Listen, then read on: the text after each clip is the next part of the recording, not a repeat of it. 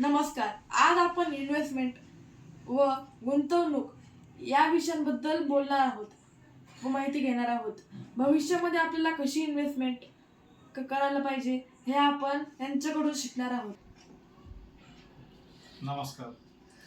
तर आम्ही तुम्हाला काही प्रश्न विचारणार आहोत, तुम्ही त्यांची उत्तर द्यावी. बरं. गुंतवणूक म्हणजे काय आणि यामुळे आपल्याला कोणत्या ग्रोथ कशी होईल? आजकाल कसं आहे, गुंतवणूक म्हणजे इन्व्हेस्टमेंट. प्रत्येक माणसाने इन्व्हेस्टमेंट ही केली पाहिजे. ती किती प्रकारे करायची, कशी कशी करायची आणि कुठं कुठं करायची, याला ठराविक असं काहीच नाही. पण प्रत्येकाने पळायचा स्पीड किती ठेवायचा त्या हिशोबाने गुंतवणूक ठरलेली असते. उदाहरणार्थ एखाद्याचं उत्पन्न 50,000 रुपये, पण त्यापैकी जर तो 30-40% सेव्हिंग करत असेल आणि एखाद्याचं उत्पन्न 5 लाख रुपये पण तो काही सेव्हिंग करत नसेल, तर भविष्यात 50,000 रुपयेवाला 5 लाखाला क्रॉस करू शकतो ग्रोथ मध्ये. तर आता इन्व्हेस्टमेंटचे प्रकार खूप आहेत. इन्व्हेस्टमेंट तुम्ही म्युच्युअल फंड मध्ये करू शकता, ETF मध्ये करू शकता, गोल्ड मध्ये करू शकता, जमिनीमध्ये करू शकता, प्लॉटिंग मध्ये करू शकता, फ्लॅट मध्ये करू शकता. पण प्रत्येक ठिकाणी इन्व्हेस्टमेंटची ग्रोथचं जे पर्सेंटेज आहे हे वेगवेगळं असतं. छान उत्तर दिलं. दुसरा प्रश्न तुमच्यासाठी, गुणवत्तेचे किती प्रकार असतात? गुंतवणुकीचे तसे प्रकार भरपूर आहेत, पण आता अशात युट्यूबवर आपण जे व्हिडिओ बघतोय, बरेच जण म्हणतात की तुम्ही म्युच्युअल फंड मध्ये इन्व्हेस्टमेंट करा, लिक्विड फंड मध्ये करा, गोल्ड मध्ये करा, ETF मध्ये करा, क्रिप्टो करन्सी मध्ये करा. पण याच्यातलं सेफ कोणतं आहे? सेफ्टी पण महत्वाची. इन्व्हेस्टमेंट तर झालीच पाहिजे, ग्रोथ पण झाली पाहिजे, पण सेफ्टी पण आपल्याला महत्वाची आहे. हे सगळे प्रकार आहे. प्रत्येकाने ज्याचे त्याचे प्रकार, जसं आपली आजी, आई, वडील, आपली जी जुनी पिढी होती ही पहिले जमिनीमध्ये आणि गोल्ड मध्ये इन्व्हेस्टमेंट करायची. गोल्ड इन्व्हेस्टमेंट आजही तेवढीच चांगली आहे. जमिनीमध्ये इन्व्हेस्टमेंटचे जे पर्सेंटेज आहे याच्यासाठी दशक लागतात. म्हणजे जर तुम्ही आज एखादा प्लॉट घेतला, त्याची व्हॅल्यू 2 पट 3 पट होण्यासाठी 10 वर्ष 20 वर्ष लागतात. आणि त्याचं जर तुम्ही CAGR मध्ये जर काढलं, CAGR एक पर्सेंटेज असतं, ते पर्सेंटेज मध्ये काढलं तर तुम्हाला जमिनीचं पर्सेंटेज 4% 5% भेटतं इयरली ग्रोथ. हाच फंड जर तुम्ही म्युच्युअल फंड मध्ये, स्टॉक्स मध्ये जर लावलं, तर आतापर्यंत असं निदर्शनात आलेलं आहे की तुम्हाला म्युच्युअल फंड मध्ये 20-22% ऍव्हरेज ग्रोथ भेटलेला आहे. ठीक आहे. गुंतवणूक ही आपण कधी सुरू केली पाहिजे हा खूप जणांचा प्रॉब्लेम आहे. तर याचं उत्तर द्या. गुंतवणूक कधी, हा खूप छान प्रश्न विचारला तुम्ही. गुंतवणूक कधी केली पाहिजे याला कोणताही क्रायटेरिया नाही. आता बघा, आपले आई वडील आपल्याला सांगतात, तो शाळेत जायला लागला का त्याच्याजवळ एक छोटा डब्बा देतात, गल्ला म्हणतो आपण त्याला. त्याच्यामध्ये तो 2 रुपये 4 रुपये 20 रुपये 10 रुपये टाकत राहतो. तो सेव्हिंग करत राहतो. सेव्हिंग म्हणजे इन्व्हेस्टमेंट नाही. एखाद्या माणसाच्या अकाउंटला 1 लाख रुपये ती सेव्हिंग आहे. सेव्हिंग अकाउंटला 1 लाख रुपये, पण ते 1 लाख म्हणजे इन्व्हेस्टमेंट नाही. हा 1 लाख त्याने जर कुठं गुंतवणूक केली, ज्याच्यावर त्याला कुठंतरी इंटरेस्ट होणार आहे, म्हणजे पैशाला कामाला जो माणूस लावू शकतो, पैसा जर एका ठिकाणी पडून राहिला तर तो कमी होत चालतो. कारण इन्फ्लेशन, भारतामध्ये इन्फ्लेशन ऍव्हरेज 6% चालू आहे. म्हणजे प्रत्येक इन्फ्लेशन जर 6% जर इन्फ्लेशन चालू असेल, जर आज 1 लाख रुपये घेतले तर तो इन्फ्लेशन दर जर 6% असेल तर 90 नंतर त्याचे 94,000 होता. आपल्याला दिसतं 1 लाख रुपये, पण मार्केट व्हॅल्यू त्याची 94,000 रुपये. हाच 1 लाख रुपये जर आपण म्युच्युअल फंड, ETF, स्टॉक किंवा बाकीच्या ऍसेट मध्ये जर टाकले, जेव्हा हे 1 लाखाचे 1,10,000 होता, म्हणजे तो इन्फ्लेशनला बीट करतोय, त्यावेळेस आपली ग्रोथ होती. आज सेव्हिंग अकाउंटवर इंटरेस्ट भेटतोय 4%.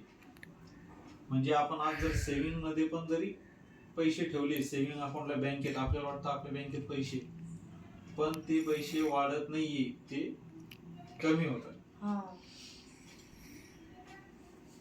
हम्म. हा खूप जणांचा प्रॉब्लेम आहे की गुंतवणूक सोबत आपली कोणती गुंतवणूक प्रोटेक्ट कशी करावी. हा, पहिल्या प्रश्नाचं उत्तर जरा अर्धवट राहिलं की तुम्ही म्हटले पहिले गुंतवणूक कधी करावी. गुंतवणूक ही तुम्ही कधीही करू शकता. गुंतवणूक ही तुम्ही 100 रुपयापासून जरी करू शकता. आता कसं, तुम्हाला एक उदाहरण देतो. जर एखाद्या व्यक्तीने 100 रुपये महिन्याने वयाच्या 18व्या वर्षी जर इन्व्हेस्टमेंट चालू केली तर पहिल्या एका वर्षात त्याची इन्व्हेस्टमेंट किती झाली? 1200. 1200 नी त्याला 12% जर पैसे भेटले तर त्याला किती त्याची ग्रोथ होणार आहे? 1200 रुपये इन्व्हेस्टमेंट झाल्यानंतर एका वर्षाने त्याचे होतात 1400 रुपये. दुसऱ्या वर्षी हे 1400 प्लस नवीन वर्षाचे 1200 म्हणजे 2600 रुपयावर त्याला 12% भेटतं. म्हणजे त्याचे 2930 रुपये, 3000 रुपये होतात. असं जर तुम्ही कमी वयापासून जर जास्त अॅक्युम्युलेट करत गेले क्वांटिटी म्युच्युअल फंडची किंवा ETF ची म्हणा किंवा स्टॉकची म्हणा, तर भविष्यामध्ये तुम्ही चांगला पोर्टफोलिओ जनरेट करू शकता. त्याच्यामुळे इन्व्हेस्टमेंट ही शक्य तेवढ्या लवकर केली पाहिजे. हा, पुढचा प्रश्न. ठीक आहे. गुंतवणूक प्रोटेक्ट करायचे कोणते कोणते कोणते प्रकार राहतात? हा पण एक चांगला प्रश्न. आता उदाहरणार्थ एखाद्या व्यक्तीकडे 15 लाखाचे म्युच्युअल फंड आहे उदाहरण, पण त्याच्याकडे ना टर्म पॉलिसी आहे ना मेडिकल इन्शुरन्स आहे. उद्या जर एखादी मेडिकल इमर्जन्सी जर आली, मेडिकल इमर्जन्सी आल्यानंतर त्याला जर 10 लाख 15 लाख रुपये मेडिकल मध्ये खर्च वाढत चालला, कारण मेडिकलचा खर्च 14% ग्रोथ होतोय इयरली. म्हणजे जर त्याला 10 लाख 15 लाख जर मेडिकलचा खर्च आला तर त्यांनी ते 15 लाख कुठून आणायचे? मग त्यांनी एवढ्या वर्षापासून सेव्हिंग केलेली सगळी म्युच्युअल फंड ही त्याला सेल करून मग ते मेडिकलचे पैसे भरावे लागतो. म्हणजे तो परत 10 वर्ष मागे चालला जातो. याच्यासाठी एक चांगला पर्याय आहे. प्रत्येक माणसाने कमी वयामध्ये टर्म इन्शुरन्स काढला पाहिजे, नंतर हेल्थ इन्शुरन्स काढला पाहिजे. हेल्थ इन्शुरन्स म्हणजे काय की आपला इन्शुरन्स भविष्यात आपण आजारी झालो, हॉस्पिटलाइज करायचं काम पडलं तर जेवढ्या रक्कम 5 लाख 10 लाखाचा जेवढा इन्शुरन्स काढू तो तेवढा आपल्याला मेडिक्लेम जरी आला, मेडिकल खर्च जरी आला तर इन्शुरन्स कंपनी तो पेड करते. म्हणजे तुमचे 10 लाख प्रोटेक्ट झाले. याला म्हणायचं पोर्टफोलिओ प्रोटेक्शन. अशा प्रकारे असतं ते पोर्टफोलिओ प्रोटेक्शन. म्हणजे आपला पोर्टफोलिओ आपण प्रोटेक्ट केला. जर हेल्थ इन्शुरन्स काढला नसता तर ते 10 लाख कुठून भरावं लागले असते आपल्याला? आपल्याकडे जे जमा आहे ते पैसे भरावे लागले असते. पण आपले जे जमा आहे ते राहीलच, प्लस आपल्याला जर काही मेडिकल इमर्जन्सी आली तर मेडिकल इन्शुरन्स कंपनी ते 10 लाख भरते. याच्यासाठी आपल्याला काही प्रीमियम द्यावा लागतो, पण ते प्रीमियम देणं हे फायदेशीर असतं. तुम्ही खूप छान उत्तर दिलं आहे. आता तुमच्यासाठी 6वा प्रश्न हे आहे. माझा खूप मोठा डाऊट येतो. कंपाऊंडिंग म्हणजे काय? म्हणजे काय राहतं कंपाऊंडिंग? शाबास, या कमी वयात तुला कंपाऊंडिंग कळालं किंवा कंपाऊंडिंग बद्दल विचारतोय म्हणजे तू खरंच भारी पोरगा आहे एकदम. कंपाऊंडिंग म्हणजे काय? आता तुम्हाला एक उदाहरण सांगतोय, खूप जुनी हे. एक साधू एका महाराजाकडे गेलो होतो. त्या महाराजाकडे गेल्यानंतर त्यांनी महाराजाला आशीर्वाद वगैरे दिला. मग महाराजाला वाटलं की बाबा एक आता साधू आलेला आपल्याकडे, आपण त्याला काहीतरी देऊ. तर महाराज त्याला म्हटला तुम्हाला काय पाहिजे?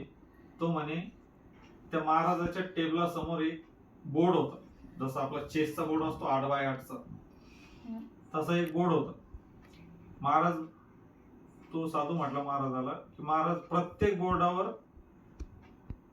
एक तांदूळाचा दाणा ठेवेल मी पहिल्या बोर्डावर, आणि प्रत्येक दुसऱ्या कप्प्यामध्ये ते डबल होत जातील.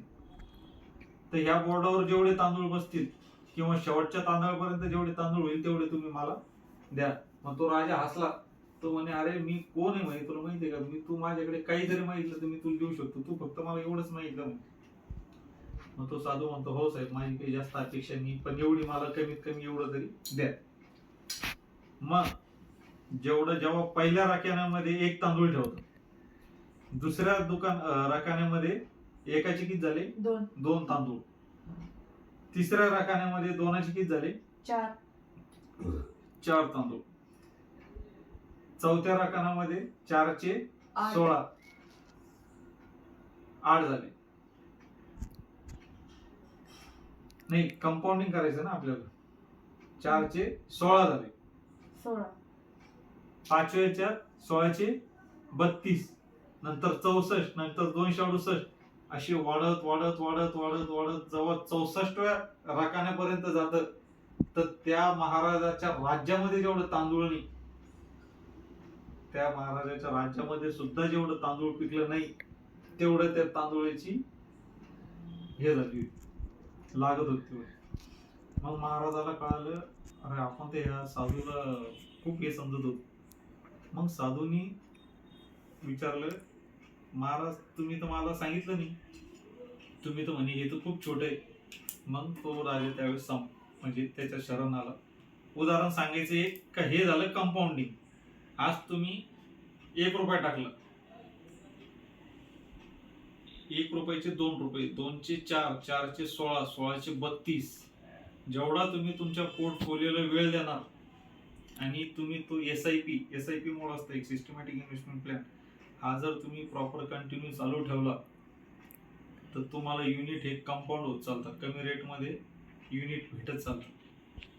भविष्यामध्ये 15 वर्षे, 20 वर्षे, 25 वर्षानंतर हे जेवढे तुम्ही युनिट अॅक्युमुलेट करतात, ही कंपाऊंडिंग होत चालते तुमची. 25 वर्षानंतर तुमचा पोर्टफोलिओ काहीतरी करोडमध्ये असतो. हा झाला कंपाऊंडिंग बेनिफिट. हा फक्त तुम्हाला mutual fund, shares market related ज्या स्कीम आहेत त्याच्यामध्येच भेटू शकतो. आणि कंपाऊंडिंग हे 8वं आश्चर्य. ज्या लोकांना कंपाऊंडिंग लक्षात आलं तोच ग्रोथ करू शकतो. ज्या लोकांना पर्सेंटेज आणि कंपाऊंडिंग लक्षात येत नाही तो ग्रोथ करू शकत नाही. खूप छान उत्तर.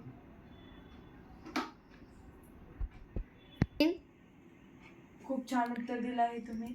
आता तुमच्यासाठी 7वा प्रश्न. साधी राहविना उच्च विचार हे योग्य का आहे?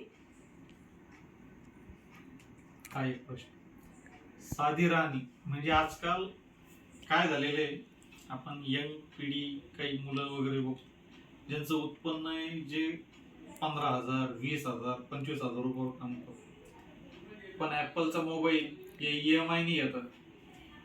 गाडी पाहिजे त्यांना, गाडी पण हप्त्याने येतात. खिशात लोकांना वॉलेट दाखवण्यासाठी 5,000चं वॉलेट घेतात, पण त्याच्यामध्ये 500 रुपये पण नाही राहत. म्हणजे तुम्ही जी शोबाजी करताय बँकेकडून लोन घेऊन, हे श्रीमंताचं लक्षण नाही, हे गरिबीचं लक्षण. कारण तुम्ही लोकांना दाखवण्यासाठी बँकेकडून कर्जाने पैसे घेताय. साधी राहणीमान म्हणजे कसं, तुमच्याकडे 500चं पाकिट पाहिजे आणि त्या 500च्या पॉकेटमध्ये 50,000 पाहिजे.